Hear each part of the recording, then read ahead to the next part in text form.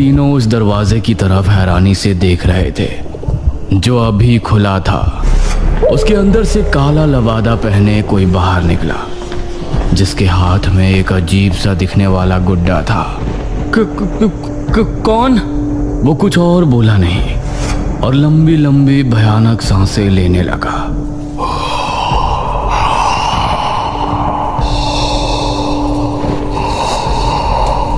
उसकी भयानक सांसों को सुनकर ये तीनों डर गए और तभी वो तेज रफ्तार से इनकी तरफ भागा। भागो जल्दी, महल से बाहर निकलो। इन तीनों का दिल दहल उठा और ये खिड़की की तरफ भागे। जल्दी करो। वो अभी भी इनके पीछे ही था। अनुज ने पहले इशिता और फिर मेघना को बाहर निकाला। वो अनुज तक पहुंचने ही वाला था कि तभी अनुज भी खिड़की से कूद गया। क्या था वो? चलो अब घर चलते हैं, 2 बज रहे हैं, कहीं पिताजी या माँ जाग ना जाए। ये तीनों अब गांव की तरफ रवाना हो गए। माँ और पिताजी को इस बारे में बिल्कुल नहीं बताना, ठीक है? अरे हम क्यों बताएंगे भला? जैसे ही ये तीनों गांव पहुंचे तो बाहर ही पुजारी और बहुत से लोग खड़े थे। अनुज, तुम यहाँ? हमें तो लगा कि तुम तीनों अपने अपने कमरे में सो रहे हो। इतनी रात में तुम तीनों कहाँ से आ रहे हो? वो पिताजी। मुखिया ने मेघना और इशिता की तरफ देखा। तुम दोनों कहाँ गई थी अनुज के साथ? जी माफ कर दीजिए अंकल, हम दोनों का घूमने का मन हो रहा था। तो दिन में घूमने चले जाते, रात में बिना बताए जाने की क्या जरूरत थी? माफ कीजिए पिताजी, मैं ही इन दोनों को ले गया था, लेकिन आप सब लोग यहाँ बाहर इकट्ठा होकर क्या कर रहे हैं? अनुज ने बात को बदलते हुए कहा। आज गांव में निशिर मोलो आए थे, सभी उनकी आवाज सुनकर ही खौफ में थे। क्या निशिर मोलो? ये निशिर मोलो कौन है? 4 कथई लबादे वाले शख्स जो अपने कंधों पर एक ताबूत उठाए रात के समय गांव में घूमते हैं। उनकी आंखें लाल चमक रही होती हैं। रात के समय गांव में घूमते हैं। उस समय अगर वो किसी को देख लेते हैं या कोई उन्हें एक बार देख लेता है तो वो उसे अपने साथ ले जाते हैं।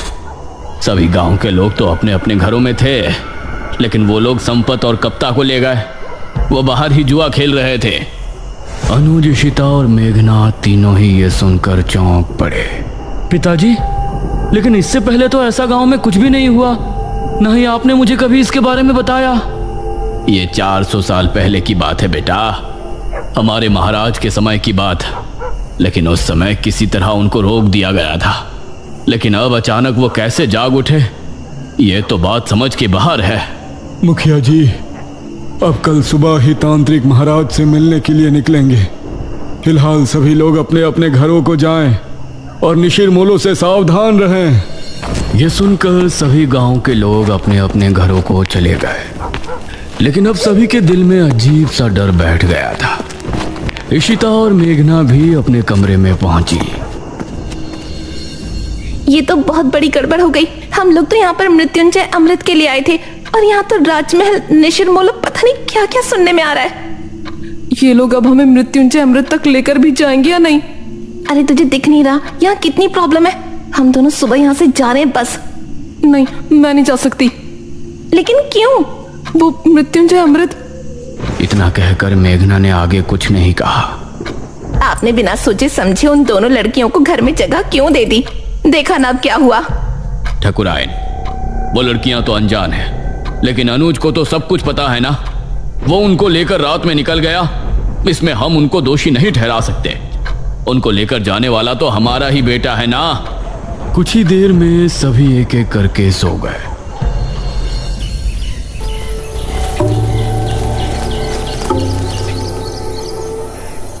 सुबह ठकुराइन ने दरवाजे पर दस्तक दी। दोनों उठ जाओ, सुबह हो गई है। ठकुराइन ने बहुत ही रूडली बोला। Aunty ji, we are sorry. यह सुनकर वो बिना जवाब दिए वहां से चली गई।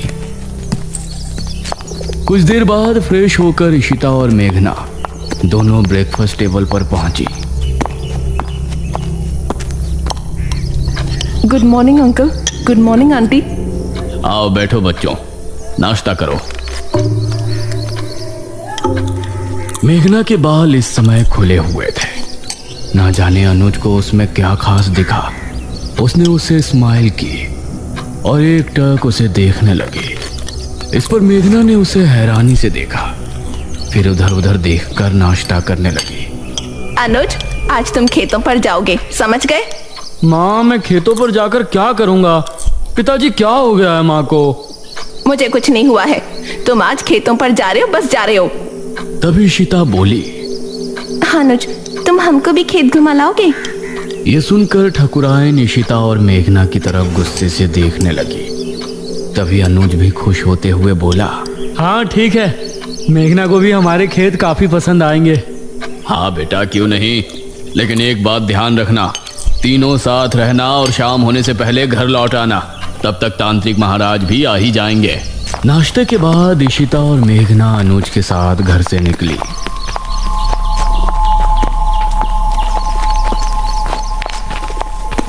तुम अंकल आंटी के सामने मुझे ऐसे क्यों घूर रहे थे? तुम सच में शहर से ही हो ना? क्यों, कोई शक है? शहर की लड़की होती तो अब तक समझ जाती कि मैं उस पर लाइन मार रहा हूँ। वो मतलब स्लिप हो रहा हूँ। अनुज, उसे ऐसे मजाक बिल्कुल पसंद नहीं। ओ अच्छा अच्छा ठीक है, सॉरी, लेकिन वो मजाक नहीं था। ये सुनकर मेघना भी हल्के से मुस्कुरा दी। ये लोग अब घने जंगल में पहुंच चुके थे। वैसे अनुज, यहाँ आने से पहले हमने कुछ सुना था। क्या सुना था? यही ना कि हमारे गांव के लोग एक नंबर के बेवकूफ़ है। अरे नहीं, किसी मृत्युंजय अमृत के बारे में कहा जाता है कि उसको पीने से बड़ा रोग दूर हो जाता है। ये सुनकर अनुज ने ईशिता और मेघना दोनों को घूर कर देखा। तो तुम लोग यहाँ मृत्युंजय अमृत की तलाश में आई हो? नहीं, वैसे वो झूठ नहीं तो सीधा बोलना था ना। बेकार में राजमहल जाकर मुझे भी माँ से डांट पड़वा दी। वो हमें लगा था कि सीधे उसके बारे में पूछने से तुम कुछ गलत समझोगे। वैसे ये ईशिता पूछती तो लगता, लेकिन तुम पूछती तो नहीं लगता। ये कहकर अनुज मुस्कुराने लगा और इस बार मेघना के चेहरे पर भी मुस्कान छलक आई। तो क्या तुम हमें उसके बारे में बता सकते हो? उसकी कहानी बहुत ही अजीब है, मुझे पूरी नहीं पता। तो बताओ ना, मुझे सुनना है। जितनी पता है उतनी बता दो। ये बात मुझे दादाजी ने बताई थी। सन 1600 में एक बहुत बड़ी महामारी फैली थी। जवान बूढ़े सभी की तबीयत बिगड़ती और फिर कुछ ही दिनों में उनकी मौत हो जाती। उस समय जो राजा था उसे इसकी बहुत चिंता सता रही थी और राजा की चिंता देखकर उनकी बेटी राजकुमारी बहुत चिंता में थी। जब ठीक 4 साल उस महामारी को गुजर गए तो राजकुमारी रहस्यमय तरीके से गायब हो गई। गायब? वो कैसे? वो कहीं चली गई थी। राजा ने उन्हें बहुत ढूंढा लेकिन वो कहीं नहीं मिली।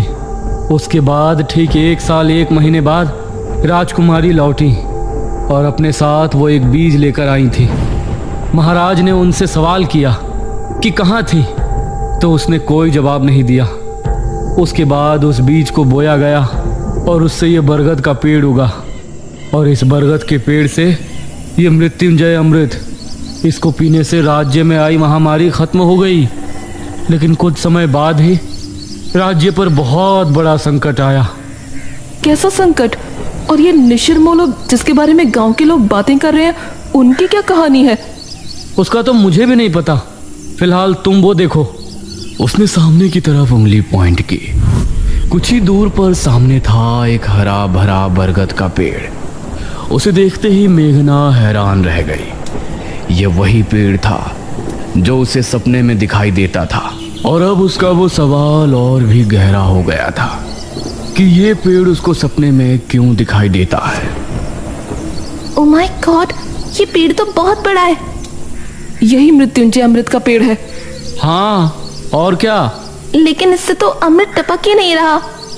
वो अमृत तो सिर्फ पूर्णमासी और एकादशी की रात ही कुछ देर के लिए टपकता है। हर समय थोड़ी ना वो गिरता रहेगा। ओह, तो ये बात है। हाँ, अगर तुमको उसे देखना है तो तुम लोग पूर्णमासी तक यहाँ रुक जाओ। ये कहकर अनुज मुस्कुराया। मुझे मेघना के साथ थोड़ा और समय बिताने का भी बहाना मिल जाएगा। हम रुक तो सकते हैं, फिलहाल आप अपनी मम्मी जी को समझाओ। तुमने देखा नहीं सुबह कितना गुस्सा थी वो हमसे। उनका बस चलता तो वो हमें तभी घर से निकाल देती। अरे माँ है ना, तो फिक्र तो होगी ही, लेकिन बेफिक्र रहो, मेरे आगे कोई नहीं बोलता। तुम लोग बेझिझक यहाँ रुक सकते हो। हाँ ठीक है, वैसे भी हम लोग मृत्युंजय अमृत देखने से पहले तो नहीं जा सकते, लेकिन वो आदमी जो हमें राजमहल में नजर आया था वो कौन था? इस पर अनुज ने मेघना से नजरें मिलाई। पागल। पागल? What do you mean? देखो, उस वक्त उसे देखकर तो मैं भी डर गया था, लेकिन अब सोचता हूँ कि कोई पागल ही होगा जो बेचारा उस राजमहल में सो रहा होगा। हमने उसकी नींद खराब कर दी तो उसी वजह से हमारे पीछे भागा होगा। मेघना को इस बात में सहमति नहीं नजर आई। वो कोई पागल तो हो नहीं सकता, उसका पहनावा भी आज के टाइम का नहीं लग रहा था। इशिता ने पेड़ की कुछ फोटो खींची और ये लोग खेतों पर पहुंचे। ये काफी देर तक साथ घूमे और इनके बीच बातें भी खूब हुई। अनुज की बातें अब मेघना को भी अच्छी लगने लगी थी, लेकिन वो अपने सपने और इस गांव के रहस्यों के बारे में ज्यादा सोच रही थी। शाम होने से पहले ये तीनों गांव वापस पहुंच गए।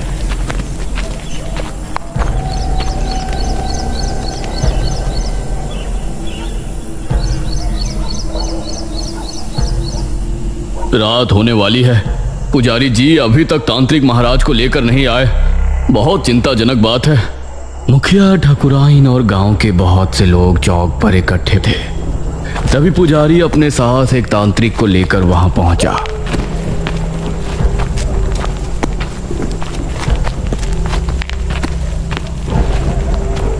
प्रणाम बाबा। प्रणाम। तांत्रिक महाराज नहीं आए? तांत्रिक महाराज शाम से ध्यान मग्न बैठे हैं। वो सुबह सूरज निकलने से पहले नहीं उठ सकते, इसलिए मैं उनकी जगह यहाँ आया हूँ। आप निशिर मोलो के बारे में सब जानते हैं ना? चिंता ना करें, तांत्रिक महाराज का आशीर्वाद हमारे साथ है। हम आपकी समस्या का निवारण करने की पूरी कोशिश करेंगे। तो बताइए तांत्रिक जी, क्या करना होगा? हम पूरी रात जाग कर एक अनुष्ठान करेंगे जो कि गांव के चौक पर होगा। यह पता लगाएंगे कि निशिर मोलो अचानक कैसे जाग उठे। आप सामग्री तैयार करें। एक बार अगर हम अनुष्ठान शुरू कर देंगे तो उसके बाद पूर्ण होने से पहले उठने का हमारे पास कोई कारण नहीं होगा। बहुत बहुत धन्यवाद बाबा, भगवान आपको सफल करे। इशिता ने चुपके से मेघना से कहा, ये लोग सच में बेवकूफ हैं या मुझे ऐसा लग रहा है? ये तू क्या कह रही है? और क्या, वो आदमी गायब हुए हैं, उसके पीछे कोई और वजह भी तो हो सकती है। जरूरी है कि उन्हें किसी भूत ने उठाया हो। निशिर मोलो, चुप कर। कुछ ही देर में अनुष्ठान की पूरी तैयारी हो गई। एक अग्निकुंड, एक कपाल और एक नर हथहड्डी। उसके आसपास 4 धूप बत्तियों से धुआं निकलकर वातावरण को शुद्ध कर रहा था। आप सभी अपने अपने घरों में जाएं और अनुष्ठान के सफल होने की प्रार्थना करें। हवा फिर से तेज हो गई थी। चौक पर सिर्फ तांत्रिक और पुजारी नजर आ रहे थे। मेघना और इशिता खिड़की से तांत्रिक को देख रहे थे। मुखिया, अनुज और ठाकुराइन सोफे पर बैठे थे। अरे मेघना, क्या कर रही हो वहाँ? आकर बैठो ना, कुछ नहीं होने वाला इन लोगों से। अनुज, तुम खुद किसी को नहीं मानते तो मानने वाले का मजाक भी मत बनाओ। अभी ये लोग बातें कर ही रहे होते हैं कि तभी भारी कदमों के साथ 4 निशिर मोलों की आवाज जैसे ही गूंजना शुरू हुई, गांव के सभी लोगों का दिल बुरी तरह से दहल गया।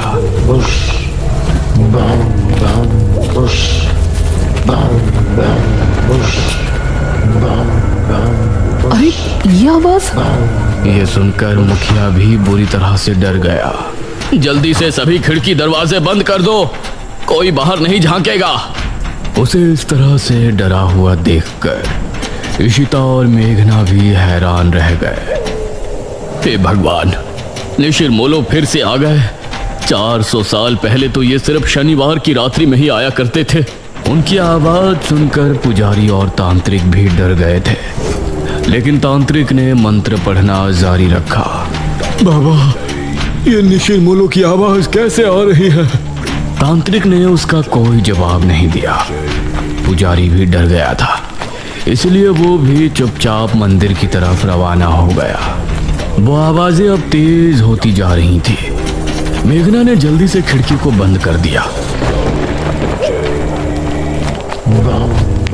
इधर पुजारी मंदिर की तरफ बढ़ ही रहा था कि तभी उसको सामने से निशिर मोलो आते हुए नजर आए। पुजारी उन्हें देखकर बेहद डर गया और खौफ भरी आंखों से उन्हें देखता रहा। ताबूत खुलते ही और उसके बाद सब कुछ सन्नाटे में बदल गया। हे भगवान, ये तो पुजारी जी की आवाज है। इसका मतलब है निशिर मोलो ने पुजारी जी को भी। पिताजी, उनकी आवाजें तो अभी भी आ रही हैं। हे भगवान, पता नहीं क्या होगा। तांत्रिक बाबा की रक्षा करना। तांत्रिक अभी भी बैठा हुआ अनुष्ठान कर रहा था। उसको सामने से निशिर मोलो आते हुए नजर आए। उन्हें देखकर तांत्रिक की आंखों में भी खौफ उतर आया।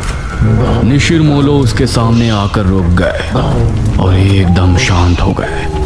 तांत्रिक ने उन्हें देखने के बाद भी अनुष्ठान जारी रखा। आवाज आनी बंद हो गई। लगता है वो चले गए पिताजी। नहीं, अभी कुछ देर अंदर ही रहो। जब तक तांत्रिक महाराज खुद नहीं कह देते, कोई बाहर नहीं जाएगा। तभी तांत्रिक बाबा की एक दर्दनाक चीख फिजा में गूंजी।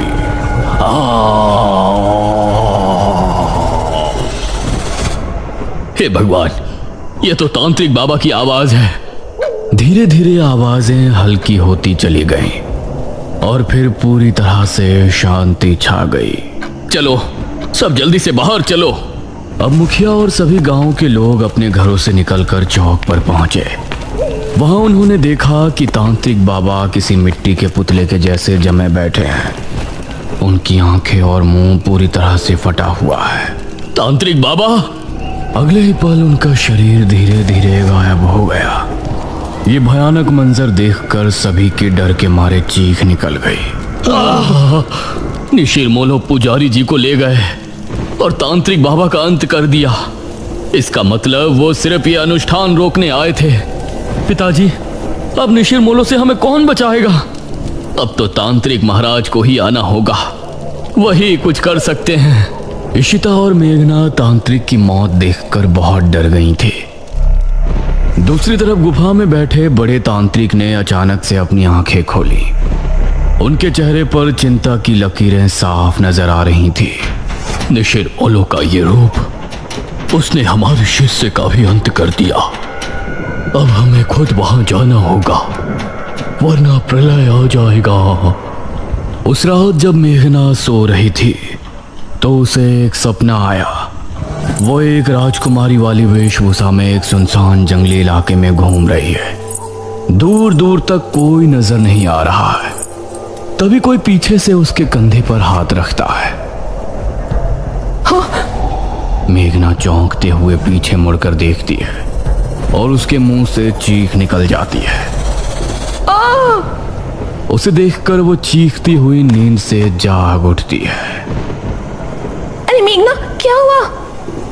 मृत्युंजय अमृत क्या है ये तो हमने जान लिया, लेकिन निशिर मोलो कौन है और मेघना का इन सब से क्या संबंध है?